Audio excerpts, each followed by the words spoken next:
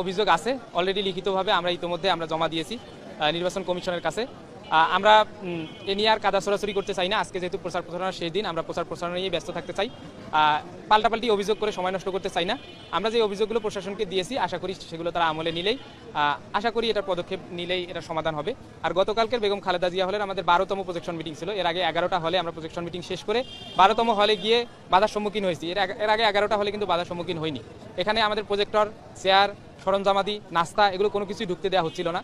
আমি জানি না আগের প্রজেকশন মিটিংগুলোতে উপচে পড়া উপস্থিতি তাদেরকে হতাশ করেছে কিনা এবং তারা এই ব্যাপারে নির্বাচন কমিশনকে প্রভাবিত করেছে কিনা, এবং নির্বাচন কমিশন ছোট একটা নাস্তার বিষয়কে বা চেয়ার ঢোকা না ঢোকার বিষয় নিয়ে যেভাবে আমাদের সাথে বিমাতাসুলভ আচরণ করেছে এটাও আমরা খেয়াল করেছি এবং এটা আমরা লক্ষ্য করেছি যে এটা পক্ষপাতমূলক আচরণ তারা করেছেন।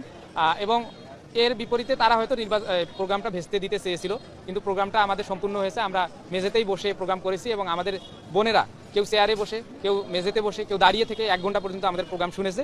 এটা আমাদের প্রতি তাদের ভালোবাসা প্রকাশ পায় এবং তারা যে আমাদের উপর আস্থা রাখে এটা প্রকাশ পায়। এবং তারা আমাদেরকে বলেছে যে আজকে নাস্তা দিতে দেয়নি প্রশাসন। তারাই আমাদের কাছে দুঃখ প্রকাশ করেছে যে ভাই আপনারা নির্বাচনে জয়ী হলে আপনারা সবাই প্রথমে আমাদের হলে আসবেন এবং আমরা সবাই মিলে একসাথে এই নাস্তাটা একসাথে করবো ইনশাআল্লাহ। শেষ করছেন, সেটা হচ্ছে যে গতকালকে আপনার সেক্রেটারি এই নির্বাচন কমিশনের উপরে এক ধরনের অনাস্থা বা ভালো মতো নির্বাচন করতে পারবে কিনা এই কমিশনে একটু সন্দেহ পোষণ করেছেন।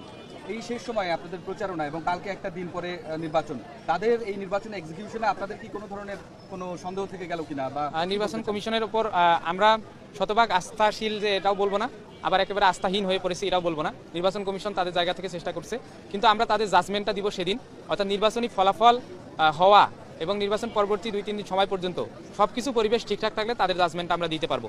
এখন জাজমেন্ট দিচ্ছি না, শুধু এখন এটাই আহ্বান জানাই যে তারা যেন নিরপেক্ষ, কিছু কিছু জায়গায় যে পক্ষপাতমূলক বিমাতাসুলভ আচরণ করতেছে এগুলো যেন না করে, কোনো দলের প্রতি যেন নির্দিষ্টভাবে প্রিভিলেজ না দেয়। তারা যে দলেরই সমর্থক হোক না কেন তাদের ছাত্র সংগঠনের প্রতি যেন কোনো রকম প্রিভিলেজ না দেয়, তাহলে নির্বাচনী পরিবেশ সুষ্ঠু হওয়া নিয়ে প্রশ্ন উঠতে পারে।